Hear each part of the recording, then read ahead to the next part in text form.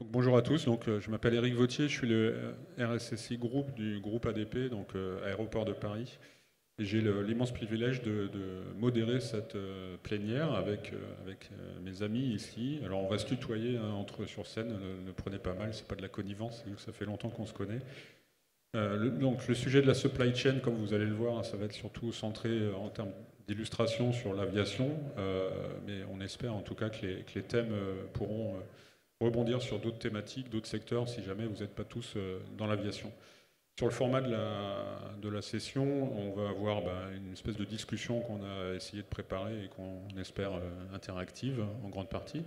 Et puis surtout, on aura également des questions-réponses qu'on pourra prendre à la fin de cette première partie, et puis en espérant que ça vous permette d'en savoir un peu plus sur ce magnifique sujet. Donc je vais déjà laisser mes co-présentateurs se présenter eux-mêmes. On va commencer par toi, Marion, honneur aux dames. Bonjour à tous, donc je suis Marion Buchin, je m'occupe du CERT Aviation France. Donc un CERT, c'est un centre de ressources un CERT sectoriel, c'est un centre de ressources pour les entreprises et les entités d'un secteur donné, notamment sur la question de la veille de la menace et aussi en cas de réponse à incident. Donc, Romain Botan, enchanté. Donc, moi je suis CISO chez Boost Aerospace, c'est la filiale Airbus d'Assaut Safran Thales qui s'occupe de la performance industrielle et cybersécurité de la supply chain, et directeur du programme Air Cyber. On va essayer de vous présenter succinctement aujourd'hui, qui est un programme d'amélioration en cybersécurité pour la supply chain. Merci. Henri. Bonjour à tous, merci. Henri de Bordas, je suis le RSSI adjoint du groupe d'AER. Ceux qui ne connaissent pas d'AER, c'est un acteur de l'aéronautique, c'est un groupe familial qui a 160 ans et qui se construit autour de 4 BU, l'avion, la logistique, les services industriels et l'industrie. Et on a une DSI centralisée en tant que sous-traitant central pour l'ensemble de ces BU. Bien, merci à tous.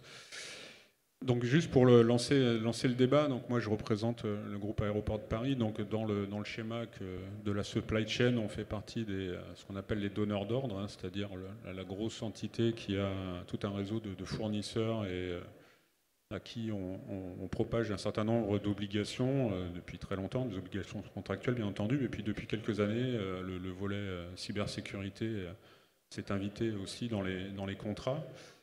Sous l'impulsion de l'ANSSI, il y a déjà près d'une dizaine d'années, 15 ans, toutes les grandes entreprises, un peu dans les mêmes modalités que le groupe ADP, ont engagé des démarches assez lourdes, assez structurantes et dans l'espoir aussi d'une part évidemment de sécuriser l'entreprise elle-même, mais aussi d'embarquer tout l'écosystème.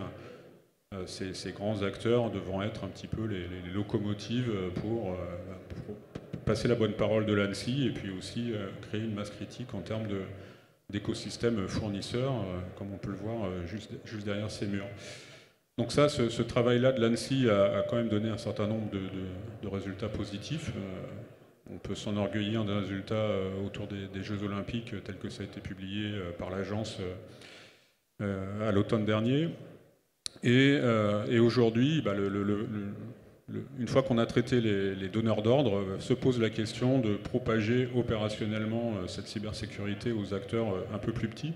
Alors je mets des guillemets à plus petits parce qu'en préparant le call, on avait mis d'AER dans les petits acteurs et je me suis aperçu que vous étiez 13 000 je crois, c'est-à-dire le double d'ADP, donc j'étais un petit peu embêté pour prendre ce vocabulaire-là, mais on va le garder comme ça, PME, ETI, vous prendrez le vocabulaire qui vous convient, mais l'idée c'est fournisseur d'un grand groupe, ou en tout cas d'un groupe donneur d'ordre. Voilà, donc aujourd'hui, et on l'a déjà vu dans la presse sur des affaires assez conséquentes ces dernières années, la sous-traitance est considérée comme presque le cheval de Troie pour atteindre le donneur d'ordre qui s'est structuré de manière plus ou moins obligée par l'ANSSI. Voilà, donc l'idée aujourd'hui, c'est de donner un peu la parole à tout le monde, et notamment aux petits acteurs, hein, désolé de le dire comme ça, qui a priori seraient par réputation, c'est dans la presse, moins matures. Donc Henri, la parole est à toi pour donner un peu ce regard sur ce côté du miroir. Merci. Alors, un aspect moins mature, je ne sais pas. C'est sûr que c'est moins structuré dans un premier temps.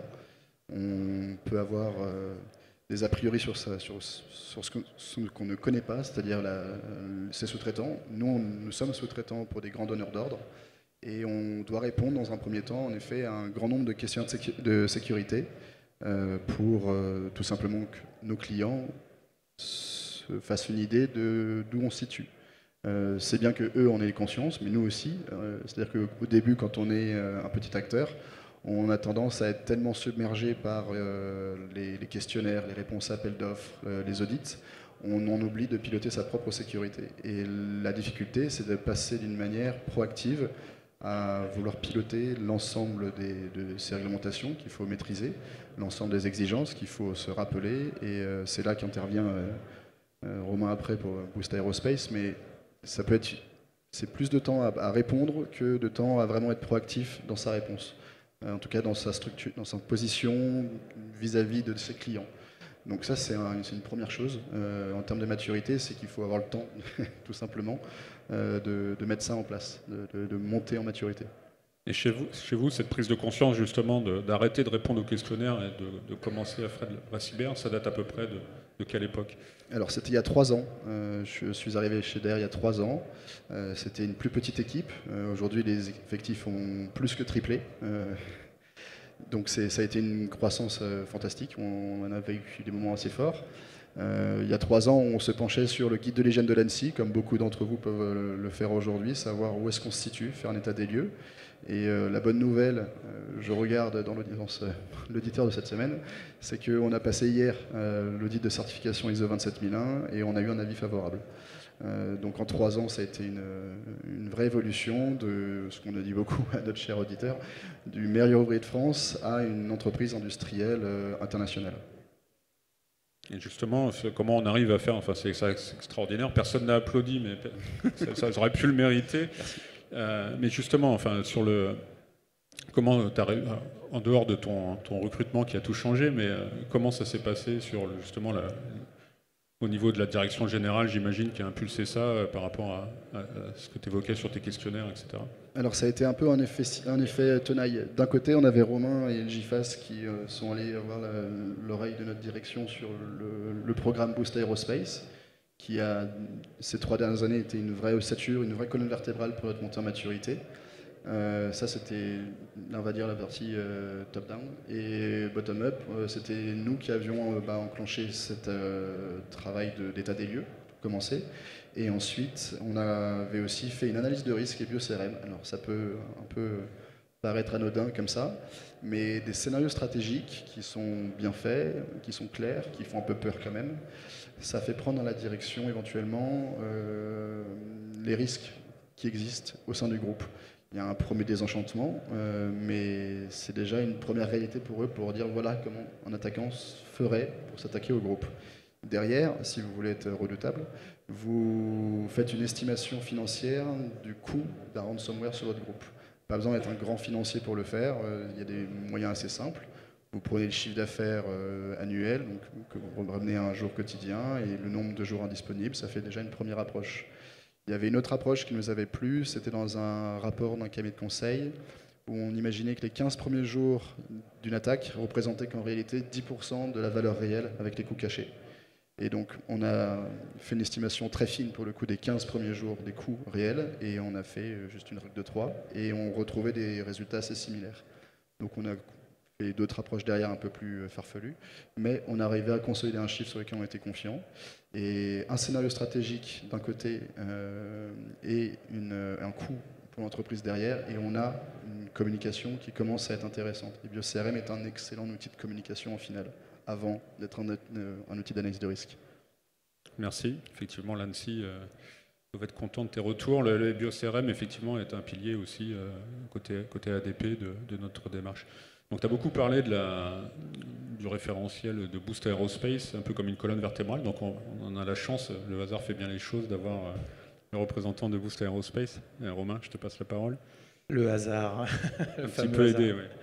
Non, mais merci pour le témoignage. Pour vous situer un petit peu ce qu'on a fait il y a maintenant plus de 6 ans, qui a été un peu initié par l'ANSSI, effectivement, et puis par pas mal d'instances gouvernementales, de nous faire prendre conscience dans l'aéronautique qu'il fallait qu'on s'occupe de nos fournisseurs. parce qu'il y avait des problèmes de sécurité avérés, de fuite d'informations. Et on a dit, OK, c'est notre responsabilité en tant que donneur d'ordre, Airbus, Dassault, Safran, Thales, d'aider nos fournisseurs à augmenter leur niveau de maturité cyber. Ça va réduire notre risque qu'on a, nous, en tant que donneur d'ordre, d'avoir un fournisseur piraté qui peut perdre des données sensibles. Et puis après, il y a eu WannaCry avec les premiers ransomware. Et là, les fournisseurs se faisaient pirater, non pas pour voler de la donnée, mais juste parce que c'était des PME-TPE qui n'étaient pas protégés et qui, comme toute PME-TPE, se prenaient un ransomware et avaient besoin d'être aidés.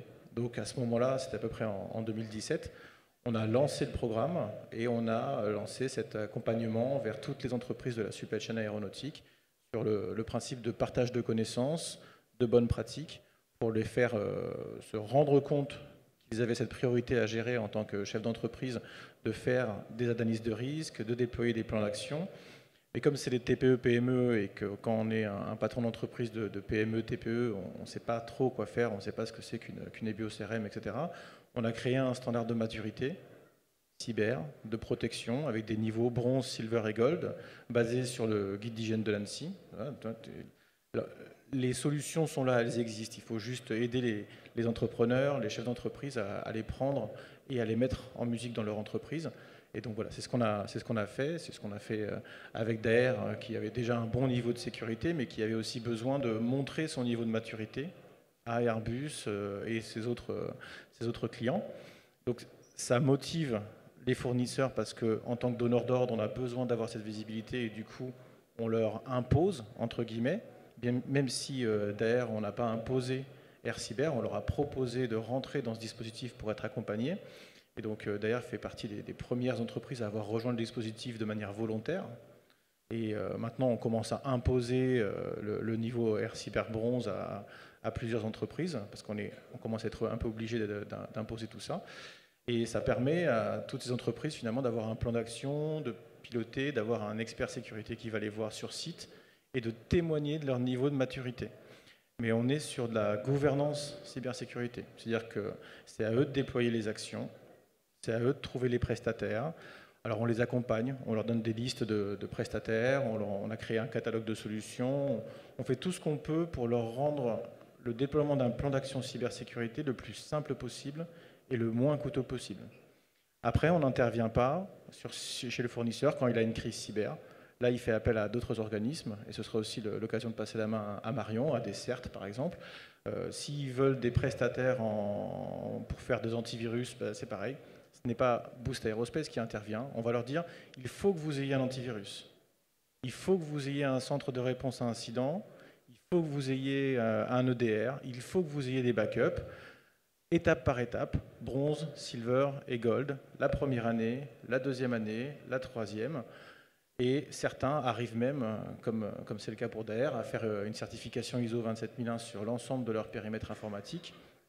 C'est un peu le Saint Graal, j'ai envie de dire, de la cybersécurité. Nous, on est complémentaires d'une ISO 27001 parce qu'on va être plutôt sur des mesures de sécurité, un niveau à atteindre technique de protection. Et donc, du coup, il y a pas mal d'entreprises qui font des certifs ISO 27001 d'un côté, pour assurer que l'entreprise a une bonne gouvernance complète en cybersécurité dans toute l'entreprise. Mais par contre, pour dire, OK, on est bien protégé, on ne va pas se faire ransomware, même pas ça existe ce mot, on ne va pas avoir un ransomware, on ne va pas avoir une crise cyber à gérer, ou en tout cas, on sait la gérer. C'est là qu'il faut dire, on est bronze, silver ou gold sur AirCyber. Je t'en prie, Henri. Mais je suis assez d'accord, sachant que si on a eu un avis favorable, on n'est pas encore silver, on passe l'audit le mois prochain.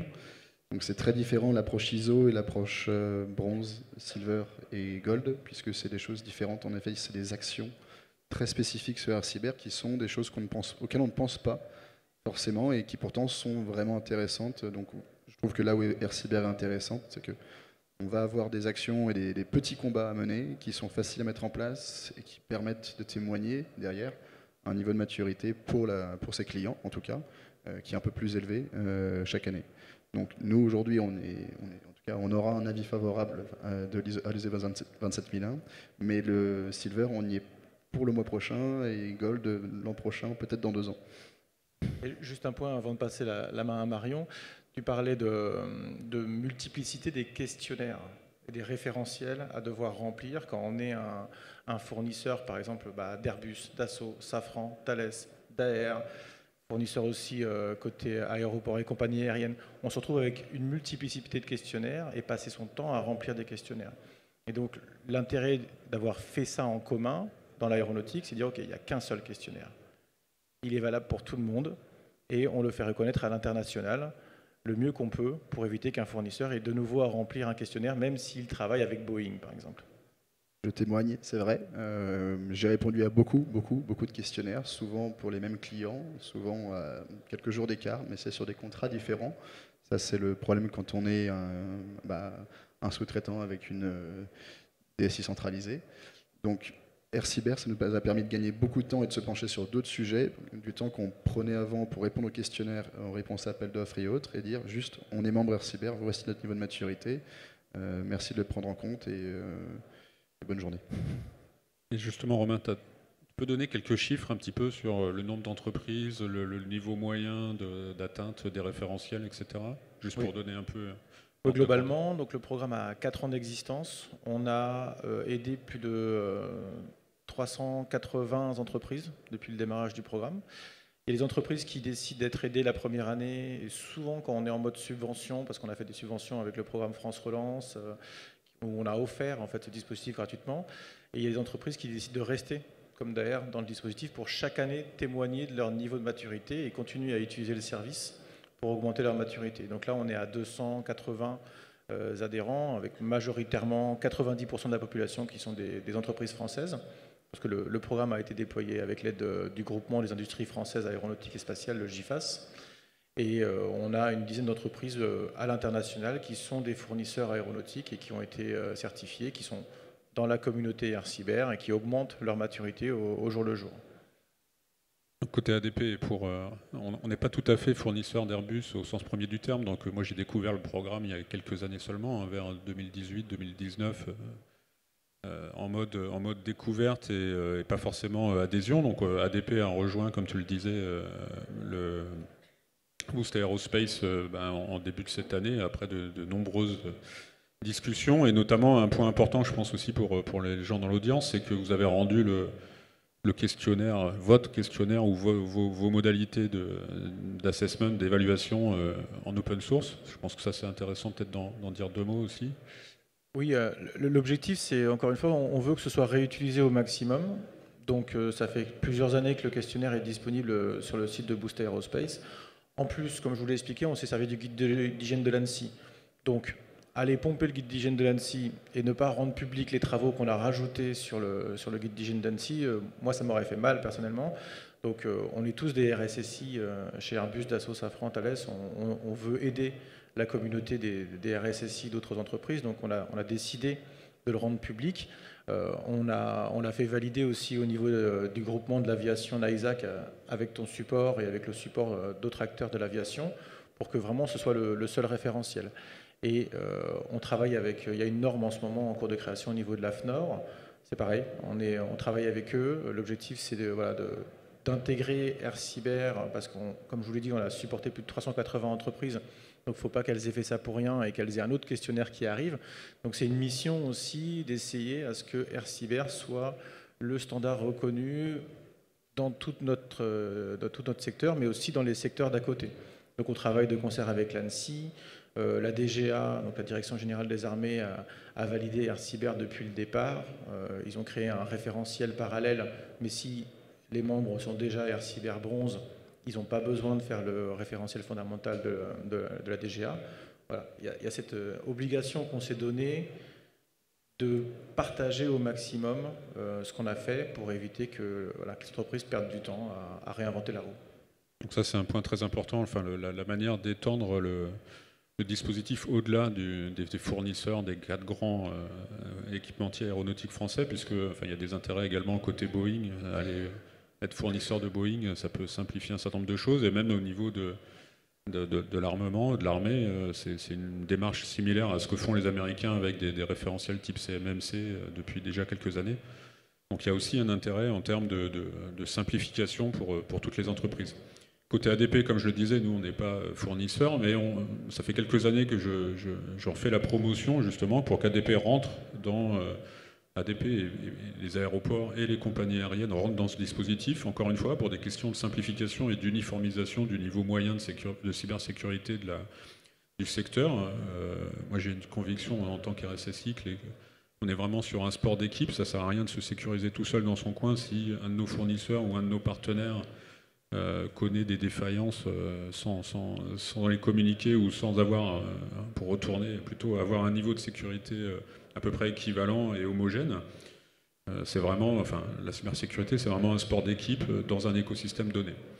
Donc à ce titre-là également, et on va embrayer sur l'expérience du CERT, ça fait également quelques années qu'ADP et d'autres poussent dans le cadre, mais je ne vais pas déflorer le discours de Marion, dans le cadre d'instances de l'aviation à la création justement d'un centre de réponse aux incidents de sécurité. Donc ADP en était membre fondateur, mais là aussi Marion, je vais te laisser rentrer dans les détails. Avant de rentrer dans les détails, juste pour revenir un peu à ce que vous disiez en préambule, cette approche supply chain, elle est intéressante à 3 titres: réglementaire, opérationnel et culturel. Réglementaire, personne n'a dit le gros mot NIS 2 pour l'instant, mais pour certains secteurs, une approche supply chain, c'était déjà obligatoire avant DORA, avant NIS 2. Je pense notamment à l'assurance, la banque et la finance, qui devaient s'assurer que leurs prestataires soient sécurisés. Et avec NIS 2, on voit que certaines obligations vont s'étendre, notamment le devoir d'alerte, obligation qui pourrait être, qui pour l'instant, ce devoir d'alerte pour les OIV, notamment les organisations d'importance vitale, est assuré par l'ANSSI. Mais dans la prochaine loi de finances, le budget de l'ANSSI n'augmentera pas.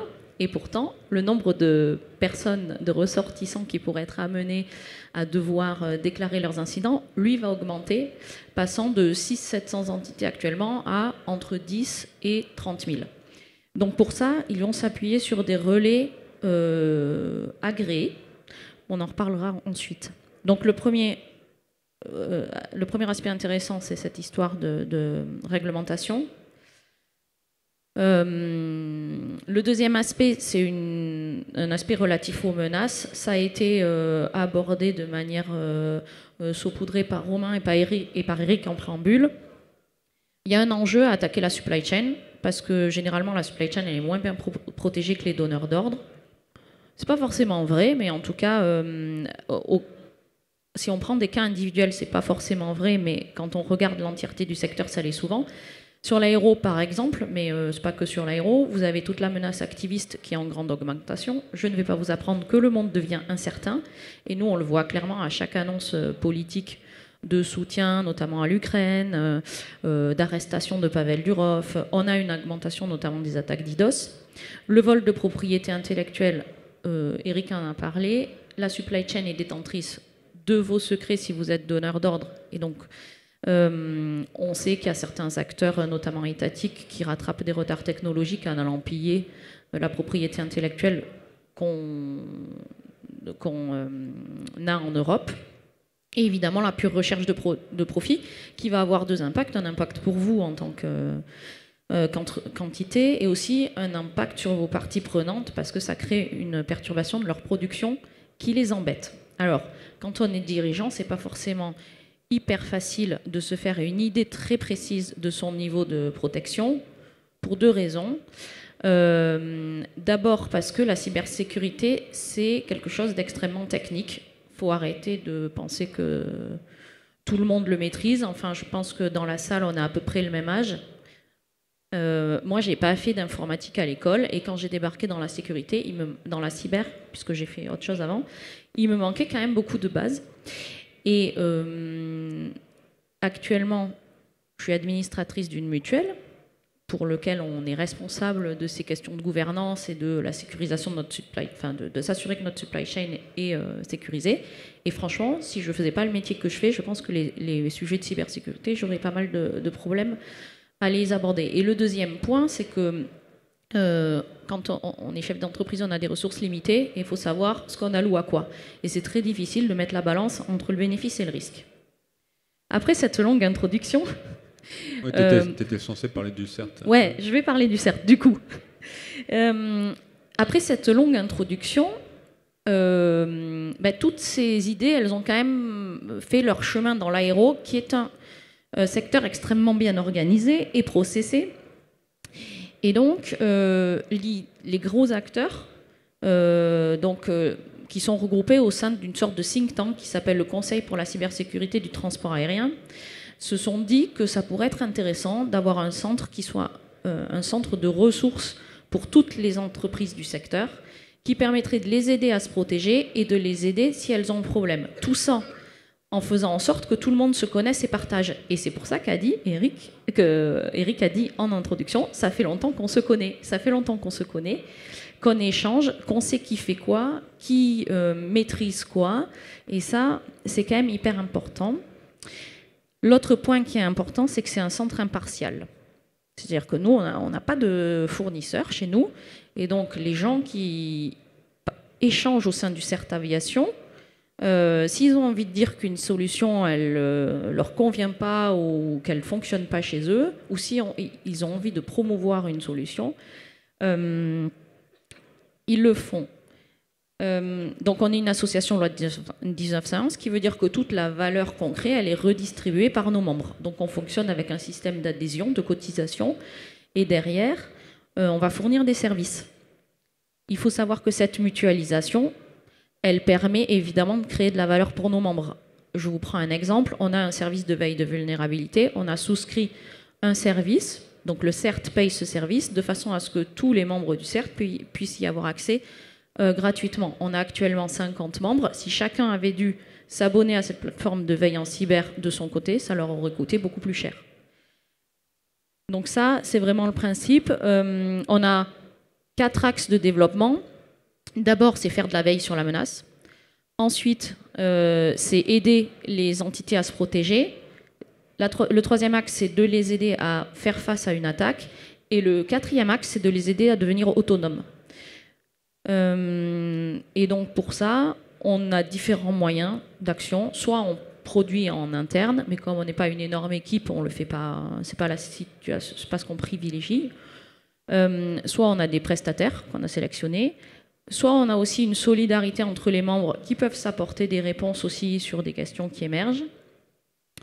Soit aussi on est en train de créer un système de redondance avec d'autres secteurs. Par exemple, on donne une formation, là, certainement mars-avril, sur l'OSINT, c'est-à-dire qu'est-ce qu'un attaquant voit de votre entreprise de l'extérieur, puisque c'est comme ça qu'ils construisent les chemins d'attaque et qu'après ils vous attaquent.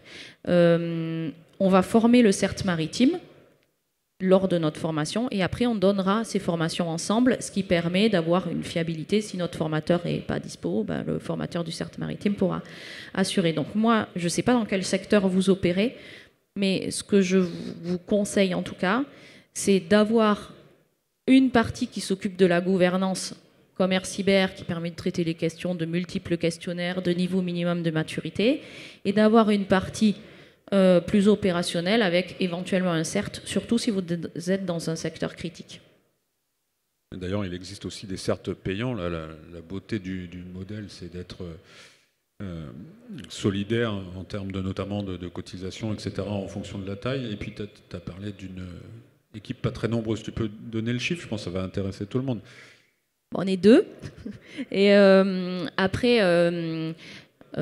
comme je vous le disais, on a mis en place... Donc, moi, je suis arrivée il y a 1 an et demi, et David, qui s'occupe de la partie technique, est arrivé en avril. Donc, on a eu une première phase, c'était d'avoir ce catalogue de services, qui fonctionne assez bien. Enfin, tu me diras si je m'enflamme. Et ensuite, la deuxième partie de notre travail, maintenant, c'est de fiabiliser cette production et d'avoir des SLA qui soient constants.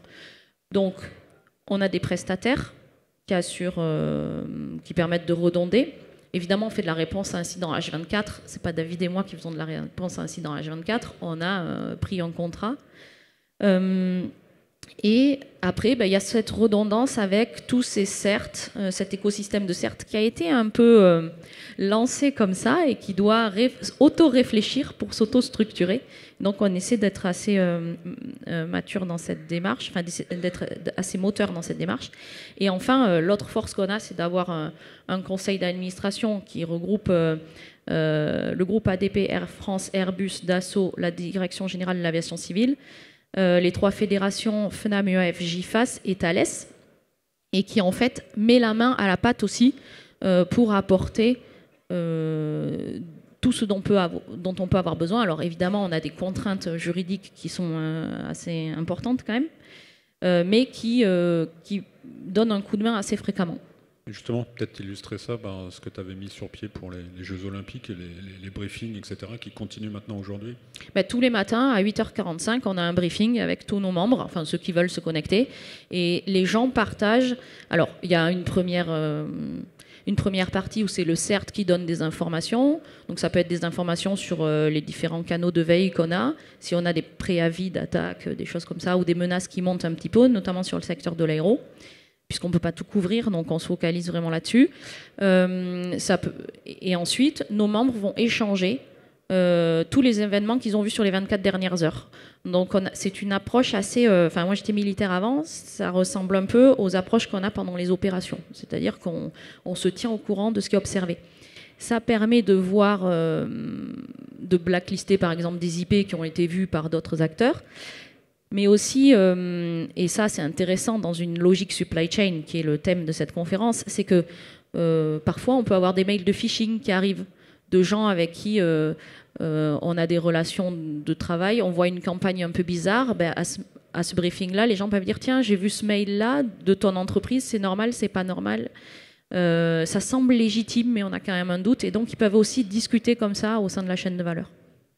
Oui, cet exemple-là est très pertinent, parce que vous l'avez peut-être déjà expérimenté, il y a un certain nombre d'acteurs, d'entreprises, dont la messagerie a été piratée. Et en fait, le constat qu'on a déjà pu tirer de certaines attaques qu'on a subies, c'est que les hackers récupèrent les bases de données des messages et cartographient d'une certaine manière tout l'écosystème. Nous, régulièrement, on reçoit des mails de phishing, des mails comportant des malwares venant de compagnies aériennes avec lesquelles on est en relation quotidienne, mais dont les messageries, souvent dans le cloud, ne sont pas forcément très bien sécurisées. Et en fait, ça crée une base de connaissances énorme pour les attaquants qui arrivent à cartographier finalement l'écosystème de l'aviation, enfin en tout cas pour ce qui nous concerne, dans lesquels en plus on s'envoie des messages assez régulièrement de prévision de trafic ou de choses de ce type-là. Et donc les modalités de compromission permettent de reproduire des vrais faux mails en termes de contenu. Et puis pour témoigner aussi sur l'intérêt de ces points quotidiens, on avait mis ça en place, Marion avait initié ça dans l'optique évidemment des Jeux Olympiques, et comme elle l'a dit, ça a perduré. Et ça tombait bien puisque le 19 juillet, juste avant les Jeux Olympiques, pour ceux qui étaient déjà là, on a eu l'incident CrowdStrike. Donc il y a plus ou moins, alors c'était pas de la cybersécurité en tant que telle, il n'y a pas eu d'attaque, mais il y avait des impacts qui pouvaient à l'origine donner l'impression que c'était quelque chose de malveillant. Et justement, grâce à ce briefing, tout le monde a pu très rapidement monter en connaissance les uns les autres, communiquant ce qu'ils savaient. Et je pense que quasiment dès le premier point, on avait déjà rassuré des acteurs qui étaient encore en train de chercher qu'est-ce qui avait pu se passer. Donc ça aussi, c'est la beauté du modèle de communauté que moi je promeus, c'est-à-dire que la somme des analystes sera toujours supérieure à chacun dans son coin essayant de chercher la même chose. Et donc ça, c'est quelque chose qu'on essaye vraiment de pousser dans l'aviation et que je pense d'autres secteurs pourraient reproduire, si ce n'est pas déjà fait. Quand on parle de préparer la crise, on dit toujours il faut déjà avoir un annuaire de com de crise. Les gens qui sont dans le CERT, ils se parlent régulièrement et ils se rencontrent. Alors, on n'a pas fait beaucoup d'événements physiques, mais quand on essaie de se retrouver sur des événements, aux assises, au FIC, d'ailleurs, s'il y en a qui sont au FIC et qui travaillent dans l'aéronautique, venez nous voir, on a un stand. Mais du coup, déjà, cette connaissance, elle est partagée. Et aussi, un dernier point, c'est la mutualisation. On a fait par exemple une formation sur la cartographie spécifique aux aéroports début janvier. On avait des très gros acteurs, des tout petits acteurs. qui ont pu échanger. Alors déjà, c'était intéressant parce que si un aéroport de province où il y a une personne qui est dédiée à la cyber avait voulu organiser une formation, il aurait payé ça les yeux de la tête, alors que nous, on l'a partagé et on a pu la particulariser à nos spécificités. Je voudrais revenir sur deux éléments qui me semblent essentiels pour les acteurs de cette supply chain. Aussi bien pour Boost Aero que pour le CERT, en fait, c'est de faire partie d'une communauté, de se dire qu'on n'est pas seul dans cette situation. C'est très rassurant de voir des pairs qui ont le même problème que nous, de voir que des acteurs qu'on imagine bien au-delà de notre niveau de maturité, en fait, sont au même niveau que nous et utilisent les mêmes ressources. Donc que ce soit le CERT Aviation ou Boost Aero, ça permet de se rassurer, et dans la cyber qui est un milieu un peu anxiogène dans son ensemble, ça fait du bien. Ça, c'est une première chose. Derrière, il y a aussi dans la communication, Boost Aero et CERT Aviation France, c'est des très bons éléments de communication, et je pense que la cyber a beaucoup besoin de communication, mais enfin, la cyber n'a pas besoin d'être expliquée. Les gens trouvent que c'est complexe. Enfin, elle n'a pas besoin d'être défendue, elle a besoin d'être expliquée, justement.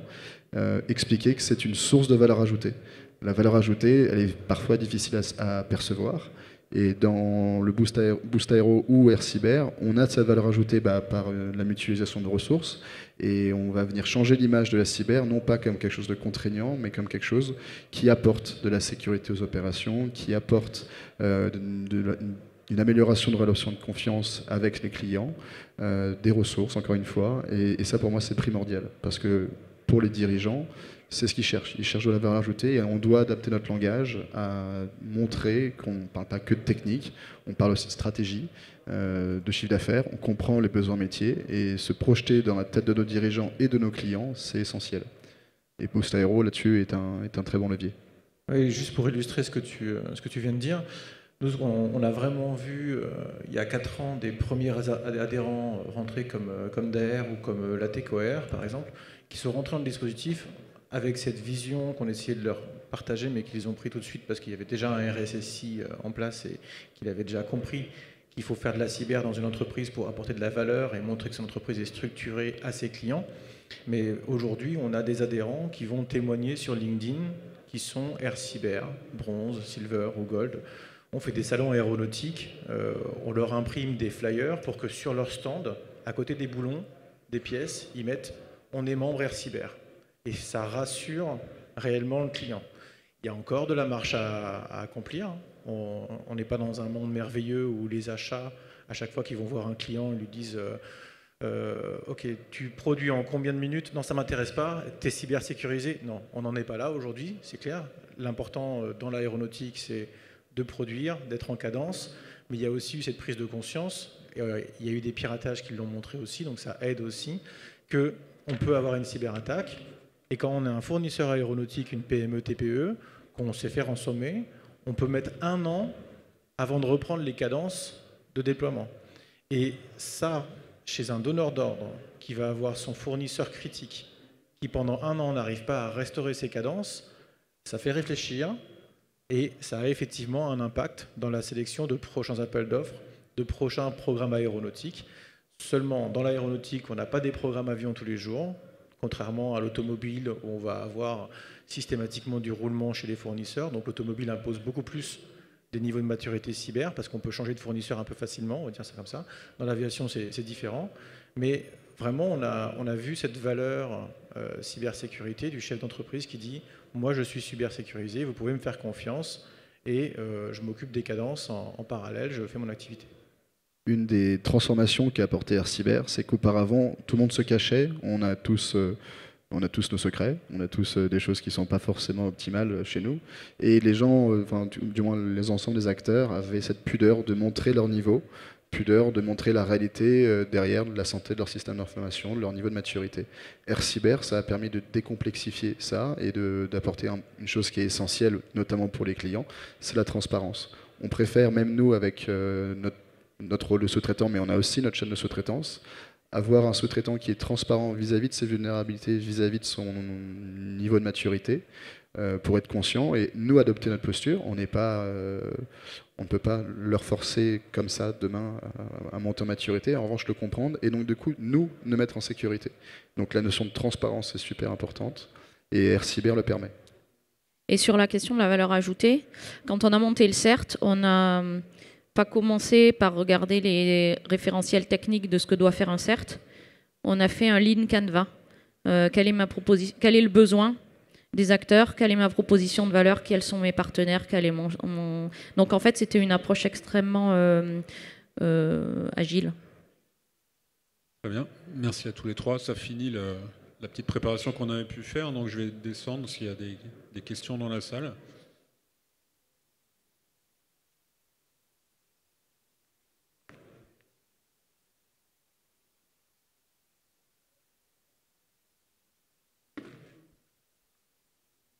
Oui, bonjour à tous. Vous avez traité de la supply chain au travers de la sous-traitance et du donneur d'ordre.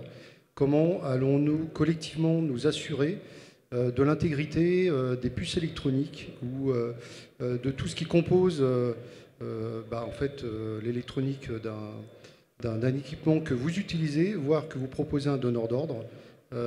J'en veux pour preuve ce qui s'est passé en Asie récemment. Je ne me rappelle plus le nom du pays, mais des employés avaient mis des mouchards dans des puces qui ont été utilisées pour des satellites, et ce qui leur permettait de récupérer de l'information dans des satellites qui pouvaient être vendus à des tiers. Comment se prémunit de tout ça ? C'est un sujet qui est traité dans l'aéronautique, je veux dire depuis très longtemps, hein, sur la partie sûreté aérienne, sur les produits aéronautiques. Tu vois, typiquement, un avion, maintenant c'est peine testé, ce n'était pas le cas avant. On n'a pas mal de témoignages là-dessus. Et on impose à nos fournisseurs des règles de sécurité sur la conception de leurs produits. On le fait depuis longtemps avec plein de normes et plein de standards. Ce qu'on a changé avec RCyber, c'est qu'on a ajouté en plus de questions, dire est-ce que vous avez un antivirus pour votre système d'information. On dit si vous fabriquez des composants électroniques, ou si vous faites du développement logiciel, ou si vous avez une chaîne d'assemblage industriel, il y a des questions spécifiques de cybersécurité à se poser. Et il faut déjà, dans une analyse de maturité, vous nous prouviez que vous avez aussi ce niveau bronze, silver ou gold sur votre capacité à protéger le produit que vous allez nous délivrer. Et est-ce que dans ces questions-là, on va avoir des questions d'espionnage? Est-ce que votre produit, il a potentiellement des backdoors, etc. C'est des questions qu'on pose aux fournisseurs. Mais ça vient en amont de la certification du produit qui doit, elle aussi, être revérifiée. Donc un donneur d'ordre, quand il reçoit un produit comme ça qu'il va embarquer dans son avion, il y a des specs qui ont été validés. Et ça, c'est une activité qui était déjà bien avant que nous, on arrive pour faire de la montée en maturité. Mais dès le départ, il faut se poser ces questions. Et le HASA Partie S, la norme qui arrive en fin d'année obligatoire pour tous les fournisseurs qui vont avoir un impact de sûreté, doit imposer aux donneurs d'ordre de poser ces questions aux fournisseurs. Et c'est aussi pour ça qu'on a mis ça dans les questionnaires. Tu voulais compléter ? Juste, c'est une question qui irait plus aux donneurs d'ordre et on n'a pas forcément, enfin surtout industriel, mais ça se matérialise par l'apparition des PSERT, les Product Security Incident Response Team, qui prennent en considération ces questions et qui, quand ils ont un doute, mettent en place des procédures pour vérifier l'intégrité des produits. Mais bon, il faudrait plus voir avec les gens de ces équipes-là qui sont plus spécialisés là-dessus. Mais en même temps, cette question, elle amène aussi un point, c'est qu'il faut être au courant qu'il y a cette actualité-là. Et ça, c'est le rôle du CERT, finalement, d'informer tout le monde, de dire, vous savez quoi, il y a 3 semaines, il y a eu un incident sur des produits avec des failles de sécurité et de l'espionnage. Est-ce que ça, c'est bien pris en compte dans vos produits? Posez-vous cette question. Si nos fournisseurs, ils ne sont pas dans ces centres et ils n'ont pas l'information, ils ne sont pas au courant, et ils sont obligés d'attendre, entre guillemets, qu'on fasse des questionnaires, qu'on fasse des audits et qu'on rajoute, nous, ces règles-là, alors que nous, ce qu'on veut, c'est qu'ils soient proactifs et qu'ils soient aussi au courant que vous, qu'il y a ces failles de sécurité, cet espionnage, et qu'ils se disent « Ok, je vais peut-être aller vérifier dans mon produit, là, que je n'utilise pas ce logiciel qui a été vu vulnérable et avec des puces ou caisses. » Il n'y a personne qui a voulu répondre sur NIS 2. Donc il y a également aussi toute la réglementation qui va pousser à ça. En fait, là, ce qu'on évoque, c'est les différents rangs des fournisseurs. Alors, on pose la question au niveau 1, et puis tu as le fournisseur de rang 2, le fournisseur, et ainsi de suite. dans l'aéronautique, depuis très longtemps, il y a ce qu'on appelle les Bills of Material, les BOM, qui obligent à avoir un recensement. Avec la réglementation qui arrive, on va avoir des obligations de SBOM, Software Bill of Material, c'est-à-dire de la même façon. Alors, vous parliez des puces électroniques, mais c'est la même chose sur un logiciel. On a eu Log4j il y a 3-4 ans. C'est la même question, en fait. Où est-ce qu'est mon cheval de Troie dans ma chaîne, quoi. Voilà. Moi, je vais faire mon rôle de CERT aujourd'hui. Je vais dire que tout le monde a un pager. Il ferait mieux de le laisser de côté parce que il paraît qu'il y a eu des trucs. Après, moi, j'ai un tout petit élément de réponse à apporter. C'est que dans une montée en maturité, on va commencer à structurer son équipe de manière différente. On voit des blue teams, des red teams. Après, on peut faire beaucoup de couleurs. Il y a les orange, les purple, les green, les... La Red Team, en fonction de ses missions, on peut essayer de lui donner des missions, typiquement, d'aller voir, de tester. Donc dans un lab, il faut encadrer ça, bien sûr. Mais en tout cas, nous, ça fait partie de nos objectifs et de nos ambitions de créer un lab pour aller venir chercher des problèmes de ce type. Alors peut-être pas les cartes à puce, je ne sais pas si on aurait les compétences en interne. Mais en tout cas, déjà se poser ces questions sur certains équipements, sur certains périmètres. Plus spécifique à l'IT peut-être, mais c'est un cas qui est manifestement très spécifique à l'aéro. Dans la supply chain de manière générale... Typiquement, on va avoir faire l'inventaire des briques logicielles qu'il y a dans un logiciel qu'on délivre à un client pour être embarqué dans un produit aéronautique. C'est une action, on va dire, de base en termes de sécurité. Donc c'est quelque chose qu'on impose à nos fournisseurs. Donc, je ne vais pas le faire de mémoire parce que je ne l'ai pas en tête, mais je ne sais plus si c'est dans AirCyber Gold ou dans le Silver qu'on dit que le fournisseur, avant de livrer un produit, il faut qu'il ait fait l'inventaire de tous ses sous-logiciels. Parce qu'effectivement, il ne fait que, en général, assembler du code et assembler des logiciels. Et dans cette brique de 50 logiciels, il y en a peut-être un, effectivement, qui a une version vérolée, pour lesquels il y a peut-être déjà des attaques en cours. Et effectivement, il se doit... par contrat obligation, de livrer un produit qui est exempt de vulnérabilité. Mais voilà, ça c'est le Saint Graal. Alors quand on fait voler un produit aéronautique, on s'en assure ceinture bretelle. Mais dans d'autres activités, voilà, on monte aussi en maturité et on commence à identifier de plus en plus des fournisseurs qui font des produits pour lesquels on n'avait pas forcément imposé ces questions-là. Et c'est aussi pour ça que la réglementation arrive. Et si l'EASA sort l'EASA partie S, c'est parce que oui, on a pris conscience qu'un problème de cybersécurité dans une entreprise qui fabrique un équipement électronique peut en cascade avoir un impact de sûreté sur un produit aéronautique, pour ne pas utiliser des mots qui font peur. Et il faut s'occuper de ça. Donc c'est pour ça que la EASA partie S arrive, que NIS V2 arrive aussi. C'est parce qu'il y a cette prise de conscience collective qu'on a tous et on est en train d'y arriver au fur et à mesure. Juste pour finir, en effet, la partie que vous évoquez, c'est sur les systèmes embarqués. C'est un monde à part, c'est encore un périmètre qu'aujourd'hui peu d'acteurs maîtrisent. C'est quelque chose de très très spécifique avec des compétences qui sont très rares et qu'on va devoir à terme aborder. Donc il y a ce besoin de monter en maturité et de créer des SMSI qui puissent permettre de maintenir un niveau de maturité cyber pour le groupe, mais pour que ces ressources puissent se former et passer demain sur des systèmes embarqués qui sont des périmètres qui vont devenir critiques. Puis, pour finir sur ce point-là, on voit que la cybersécurité, en fait, pour ceux qui font ce beau métier, on est ceux qui posent les mauvaises questions au reste de l'entreprise. Typiquement, les gens ont l'habitude de travailler comme ça, puis on leur dit « ouais, mais ce que tu fais là, c'est sécurisé », et ça pose des questions avec des cascades assez conséquentes. On a les exemples dans les télécommunications avec Huawei. Ceux qui ont pris du Huawei, ils ont pris le moins cher à un moment donné. Puis un jour, il y a quelqu'un qui a posé la question en disant « mais au fait... est-ce que c'est bien sécurisé tout ça ?» Et donc on a enclenché tout un cycle d'interrogation dans tous les sens, mélangeant, c'est un peu ce que disait Henri tout à l'heure, la gouvernance, du financier, et puis des gens comme nous qui sont... Oui, mais vous êtes gentils, mais on est sûr de rien, quoi. Voilà, je ne sais pas s'il y a une autre question. Merci. Déjà, merci à vous, c'était extrêmement intéressant. Vous avez parlé des risques sur la supply chain, mais plutôt international. Ça m'a fait directement penser un peu à Airbus en 2019, qui s'est fait attaquer par sa supply chain, notamment par Rolls-Royce. Je voulais m'adresser à vous, du coup, Monsieur Botan. C'était AirCyber, j'ai lu le livre blanc. J'ai vu que ça en parlait un petit peu de ces menaces. Et du coup, je voulais savoir, est-ce que les membres, finalement, de la supply chain, et particulièrement du programme, prennent en compte vraiment la menace que ça cause à toute la supply chain, finalement? C'est l'essence du programme. C'est-à-dire que nous, quand on présente Air Cyber aux fournisseurs, on le fait avec un donneur d'ordre qui est là pour expliquer typiquement quand on fait des supplier day, où on va expliquer à tous les fournisseurs qu'il faut qu'ils soient en cadence, en production, et il faut qu'ils arrivent à être performants. On leur dit, voilà, il y a aussi un risque cyber, et il est aussi important que le reste. Et voilà, il faut se lancer dans ce plan d'action. Donc, la sensibilisation sur le fait que c'est important pour les fournisseurs, c'est la première étape de ce qu'on fait vers les fournisseurs pour qu'ils prennent conscience que ce risque est important. On leur communique aussi globalement le nombre de fournisseurs piratés par an qu'on voit à peu près, même par mois. Donc on est à peu près à 15 fournisseurs par mois par donneur d'ordre qui se font pirater à un point où ils sont obligés de le dire à leur donneur d'ordre. Quand un fournisseur a un problème de cybersécurité, qu'il a un virus sur un PC, il ne va pas immédiatement avertir son client.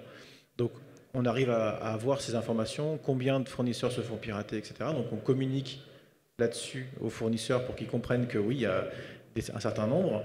Et puis on a des témoignages aussi qu'on repartage. Typiquement, il y a l'entreprise Satis qui a fait un témoignage public. Donc il y a une vidéo sur YouTube. On est intervenu ensemble avec le directeur financier qui témoigne comment le matin il est arrivé et puis son PC s'est arrêté avec le ransomware et ils ont dû gérer la crise, etc. C'est très prenant. Ce genre de choses aussi, c'est notre mission finalement de le partager aux fournisseurs pour qu'ils prennent conscience qu'il y a besoin et que c'est important de le faire et qu'est-ce qu'ils risquent sur leur business. Et après, sur le jour, opérationnellement, malheureusement, s'ils n'ont pas de CERT, ils sont incapables de le savoir. Ou ils n'ont pas été avertis qu'il fallait qu'ils patchent le logiciel. Là, on a un cas en ce moment dans l'aéronautique, par exemple. On sait qu'il y a un logiciel qui est la cible de cyberattaquants depuis le mois de décembre. Eh bien, on fait tout ce qu'on peut pour que nos fournisseurs qui potentiellement l'utilisent soient bien au courant. Donc là, nous, on va les relayer. Typiquement, demain, j'ai une mission d'information vers tous nos adhérents. On a fait ça avec le CERT aussi, et tu en parlais pour la faille Microsoft CrowdStrike de juillet. Idéalement, il faudrait que tous les fournisseurs soient connectés à ce CERT. Peut-être qu'ils n'auraient peut-être pas le temps de tous les matins de faire la réunion, mais au moins d'avoir ce fil d'actualité, être au courant, il y a une vulnérabilité, je m'en occupe, etc. Non, mais la différence entre vous et nous, c'est que vous allez leur... Il y a une réunion, vous allez leur dire attention, il y a ce truc qui est sorti, c'est important, il faut patcher. Nous, on va aller regarder, on va dire toi, tu as la vulnérabilité à 9.3 et il faut que tu patches. Après, ils font ce qu'ils veulent. Enfin, on va leur dire gentiment. Nous vous recommandons de patcher cette vulnérabilité. Et la problématique, c'est que s'ils n'ont pas souscrit ce service de veille de vulnérabilité technique sur leurs composants, que du coup est offert avec le CERT, ils sont aveugles. Ben, il y a deux choses. Déjà, ils peuvent souscrire à la vulnérabilité qui va venir à eux, où ils remplissent eux-mêmes ce qu'ils ont comme software, hardware. Mais ça demande déjà une maturité supérieure. Nous, on va scanner pour eux. On fait du scan pas trop actif et on leur dit, ben, nous, on a vu que vous étiez impactés là. Donc, et on leur fait une liste. Alors, c'est là où on n'est pas encore assez bon, parce qu'il faut qu'on arrive à le faire de manière plus fréquente. Mais là, en général, les membres, une fois par an, on fait la liste, on dit, y en a qui n'ont pas du tout de vulnérabilité, puis il y en a, on leur dit, vous avez toutes ces vulnérabilités supérieures à 7, on vous conseille de les patcher. Ouais, peut-être juste pour compléter aussi du point de vue du donneur d'ordre, pour rebondir sur la question qui a été posée, un des points importants maintenant, c'est la gestion de crise en fait.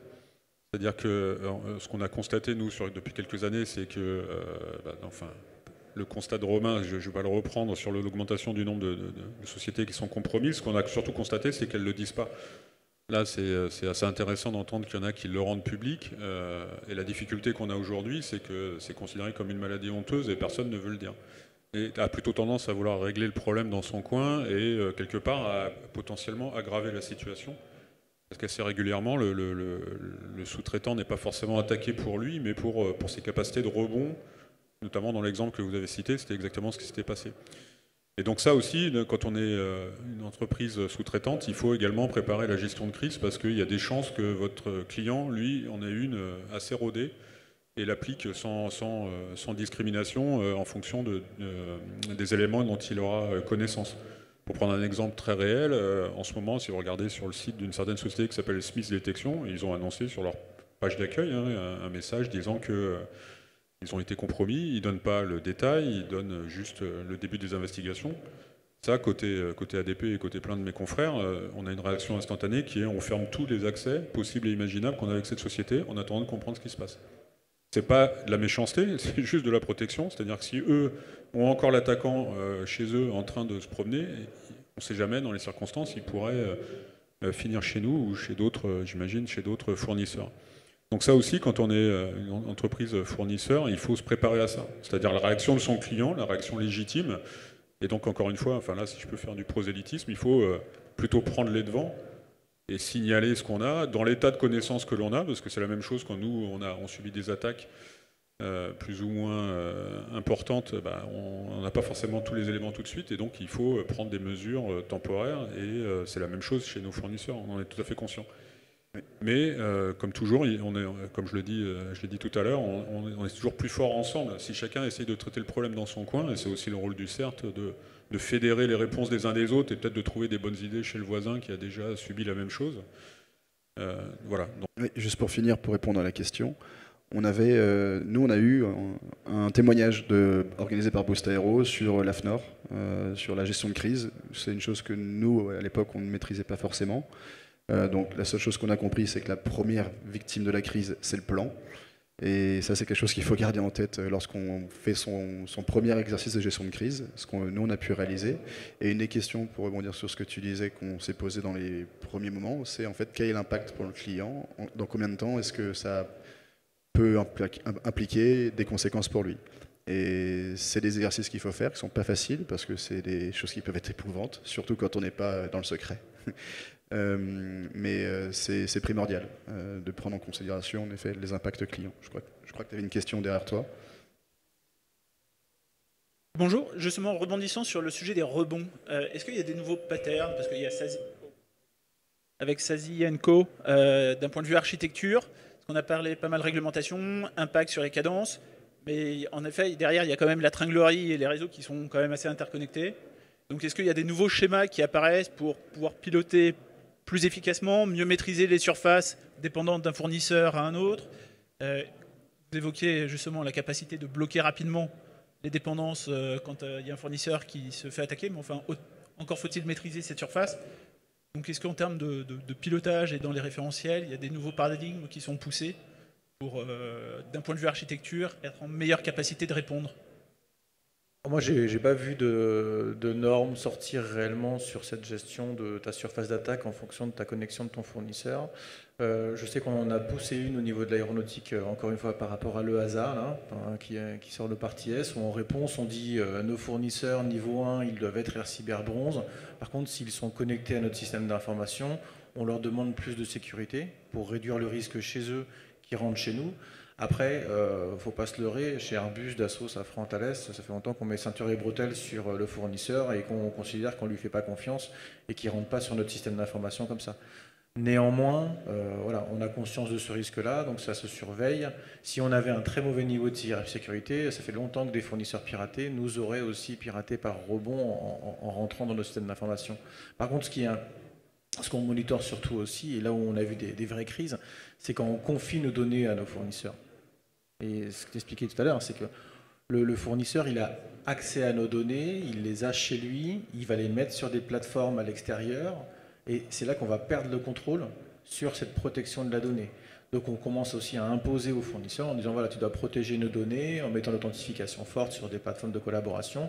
Et typiquement, si vous avez suivi la crise de ransomware qu'il y a eu chez Thales il y a quelques années, en fait c'était un fournisseur qui avait son compte d'accès compromis sur une autre plateforme avec des données de Thales, mais au final, les hackers, les méchants hackers, ce qu'ils disent c'est on a des données de Thales, on va les publier sur Internet, il faut que vous payiez la rançon avant telle date, telle date, telle date. Et bon, finalement, ça s'est pas fait, les données n'étaient pas si importantes, etc. Mais c'était un problème d'accès à des données de donneurs d'ordre qui sont sous la responsabilité du fournisseur. Par contre, le risque de se faire pirater via un fournisseur qui a accès à notre système d'information, aujourd'hui, moi je le trouve très bien traité au niveau de l'aéronautique. Je pense qu'un des axes importants à prendre en considération, surtout quand il y a des intégrations avec des clients ou des fournisseurs, c'est déjà se concentrer sur la donnée en tant que telle. quelles données vont être échangées, quelles données va être renseignées dans l'outil sur lequel on va être interdépendant. Une fois qu'on a évalué ces données-là, donc je ne sais pas si c'est sur les activités logistiques, vous allez avoir des numéros de, je sais pas, des numéros de suivi ou autre. Quelles sont les données qui rentrent? Et une fois qu'on a ces données qui sont communiquées, on les a catégorisées, on a fait un inventaire, évaluer leur niveau de sensibilité, se dire est-ce que c'est sensible, très sensible, enfin peu importe si c'est du RAID ou autre. Une fois qu'on a ce niveau de sensibilité, on peut faire une sorte d'analyse de risque et se dire qu'est-ce qui peut arriver de pire. Donc là, on retombe sur les BIOS avec l'événement redouté. Donc là, c'est de la méthode. Mais en tout cas, on va se pouvoir mettre en face les moyens de sécurité adaptés lorsque l'interconnexion est si forte qu'il y a ce besoin de sécurité. Mais il faut repartir, pour moi, c'est mon avis, de la donnée en tant que telle, telle qu'elle est. Puis, pour apporter ma petite pierre à la réponse, je pense que malheureusement, on sait déjà tout ce qu'il faut faire depuis très longtemps. C'est juste qu'on a une forme de fainéantise sur la manière de le sécuriser. Typiquement, vous prenez, enfin, vous avez tout ça, si vous êtes concerné, vous avez tout ça dans un coin, c'est les VPN pour les tiers qui peuvent se connecter. Donc il y a quelques années en arrière, le VPN il était ouvert tout le temps, ça posait de problème à personne. Donc maintenant, on a juste dit, bah, il faut peut-être mettre des horaires, il faut que quelqu'un confirme l'ouverture. Ça paraît tout bête, mais c'est quand même une mesure de sécurité qui n'est pas complètement anodine. Et puis après, bah, on a tout le principe des serveurs de rebond, etc. Mais là, c'est pareil, vous avez le métier qui dit bah, ça complique la connexion, ça m'oblige à gérer les identités des gens qui viennent chez moi. Donc en fait, c'est que de l'hygiène informatique, on retombe toujours un peu sur les mêmes concepts qu'on a évoqués. Et encore une fois, le RSSI ou les équipes cybersécurité vont souvent poser les mauvaises questions en disant bah ouais, mais votre fournisseur, vous l'avez déjà vu, non, il est à l'autre bout du monde, et vous lui laissez les accès comme ça, sans vérifier. Donc effectivement, tout le monde se sent un peu gêné et répond à côté en disant bah, c'est le RSSI qui est trop pointilleux. Mais finalement, enfin, les choses existent, il faut juste passer plus de temps, ça complique l'ergonomie, c'est évident. Mais et comme l'a dit Romain, enfin, le problème chez Airbus, tout le monde travaille sur le même système de gestion assisté par enfin de dessin assisté par ordinateur, donc il a fallu sécuriser, j'imagine, il y a très très longtemps. On ne pouvait pas laisser tout simplement le fabricant de boulons au fin fond d'un département français accéder au plan de la 380, quoi, même s'il y contribue. Donc en fait, je dirais plutôt il y a plein de choses qui existent, il faut juste avoir le courage et l'énergie, peut-être l'argent aussi des fois, de le mettre en œuvre. On a le temps pour une dernière question éventuellement. Non ? Bah, je sais pas, on avait un sujet... Ah, pardon.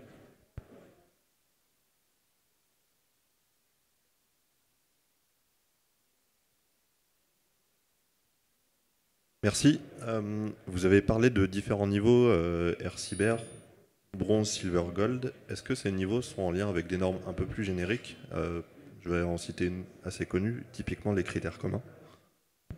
Alors, on s'est basé sur le guide d'hygiène de l'ANSSI, comme j'ai dit tout à l'heure. Donc, le niveau bronze, aujourd'hui, il prend les 44 mesures, 48, 44, je crois que 44 mesures basiques du guide d'hygiène de l'ANSSI, auxquelles on a pu rajouter quelques mesures qui n'existaient pas à ce niveau qu'on considérait bronze. Le niveau silver, c'est les 44 mesures du guide d'hygiène de l'ANSSI en avancée, parce qu'elles sont en basique et en avancée. Après, on a pris l'ISO 27001 aussi pour s'assurer que tous les chapitres de l'ISO 27001 étaient bien couverts par le niveau bronze, silver et gold. Maintenant, on a fait des comparaisons question par question sur l'ISO 27001 et 27002 sur les règles d'applicabilité pour arriver à trouver des correspondances. On est en train de le faire avec le CMMC, avec TISAX aussi en Allemagne. Donc c'est ça les référentiels qu'on a en tête aujourd'hui, vraiment des référentiels qui permettent soit de voir une gouvernance cybersécurité globale ou un niveau de protection cyber de maturité, mais sur des référentiels un peu plus génériques. Non, aujourd'hui, on ne fait pas de correspondance. Je me permets de rebondir. Encore une fois, bronze, silver, gold, c'est des référentiels que nous, on a pour notre métier en cyber. On est conscient qu'on va avoir plein d'intrants, d'autres réglementations. Ça permet, donc Eric disait que c'était un sport d'équipe, la cyber, c'est vrai, c'est un sport d'équipe entre clients, fournisseurs, mais aussi entre équipes, réseau, infra, système ou autres. Et c'est important de pouvoir embarquer les autres équipes qui sont elles-mêmes dans la cyber, mais même les autres équipes réseau ou autres, tout simplement vers un but commun. Et l'aspect bronze, silver et gold, bah, ça les embarque. C'est de la communication. Et nous, chez nous, on a eu beaucoup de chance. Et je tiens d'ailleurs au passage à les remercier de l'implication de toute la DSI de chez Daher pour les efforts qui sont faits ces 3 dernières années, grâce notamment à Air Cyber et cette colonne vertébrale qu'ils ont pu tracer, et l'accompagnement du CERT Aviation. Voilà. C'est aussi grâce à eux tous. sécuriser la supply chain, c'est un bon sport d'équipe, en gros. Merci. Je ne sais pas s'il y a une autre question. Non. Du coup, je propose qu'on s'arrête là. Donc, vous pouvez les remercier pour leur performance. Et puis, bonne journée à tous.